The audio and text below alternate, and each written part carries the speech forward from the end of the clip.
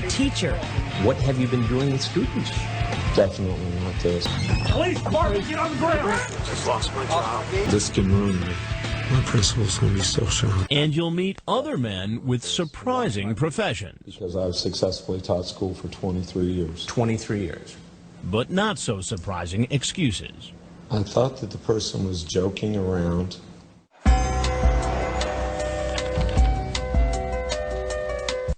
Well, they haven't turned the mix on. Back at the house, perverted justice is getting ready for the next potential predator. He's also in his 50s. All right, I'm going to hang up. I'll run down and I'll meet you at the door. Dan, an actor Dateline hired, is pretending to be a 13-year-old boy.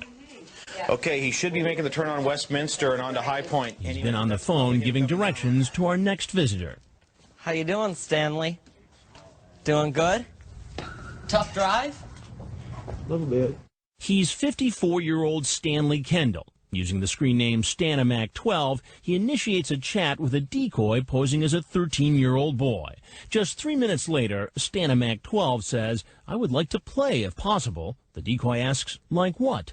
Stanamac describes in graphic and very specific detail what he wants to do with the boy sexually. The decoy acts a bit shocked. Oh my God, I never have done anything yet. Would you like to? I don't know.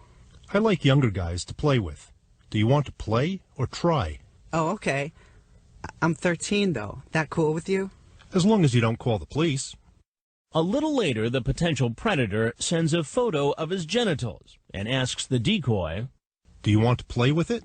Well, only if you're nice to me, and don't make fun of me if I don't do something right. Of course I can teach you by doing it to you. Ironically, it turns out that teaching is something the man now entering our house knows a lot about. Here, let me get you a drink. You thirsty? No? Can I pour one for myself? You mind? No? All right. So what do you think we should start with? What are you thinking? I don't know. It's up to you. So what was the lesson plan for tonight? I'm sorry. Sorry for what? I thought this was a joke. You thought what was a joke?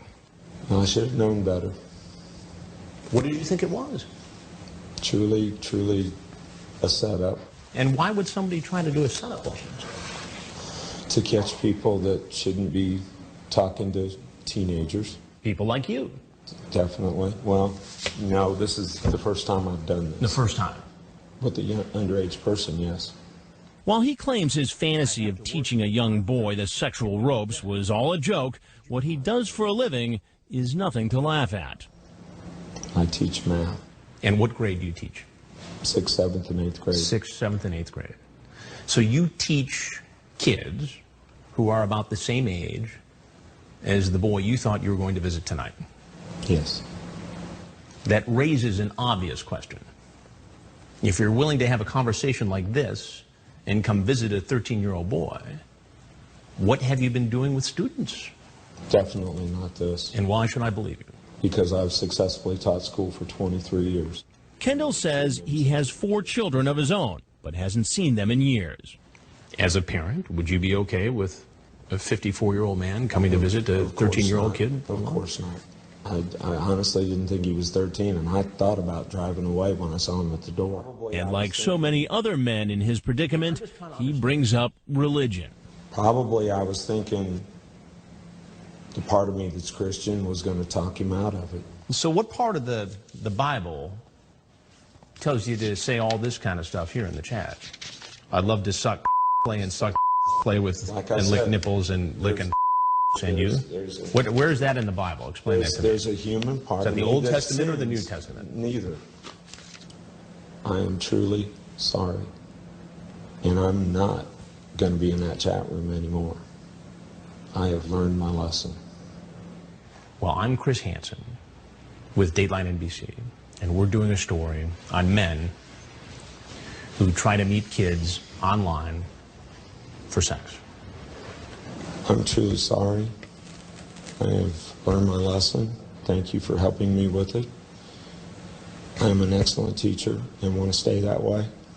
But it's doubtful he'll ever be back in the classroom. He said he's never seen our reports, so he has no idea what's going to happen when he opens that front door. Police department, get on the ground! Get on the ground! On the ground. Put your hands behind your back. Behind your back. Just lost my job. Let me just go through this real quick. Detectives search his car and gather evidence. Paper with screen names, directions to the house. Put your feet against the wall here, please. Face the window. He's photographed. And where do you work? Booked. Let's go up this way. And brought in for questioning. For the record, I'm very nervous. I'm shaking. Well, that's okay. And Don't get nervous. And this can ruin me. The investigator asks him about his online chat. Again, he claims that people often lie online. In the conversation, I had a gut feeling it was wrong, but I kept going with it, thinking it was a lie. I don't want to lose my job. I'm an excellent teacher, and my principal's going to be so shocked. Kendall is brought before Judge Hayden. This is a second-degree felony.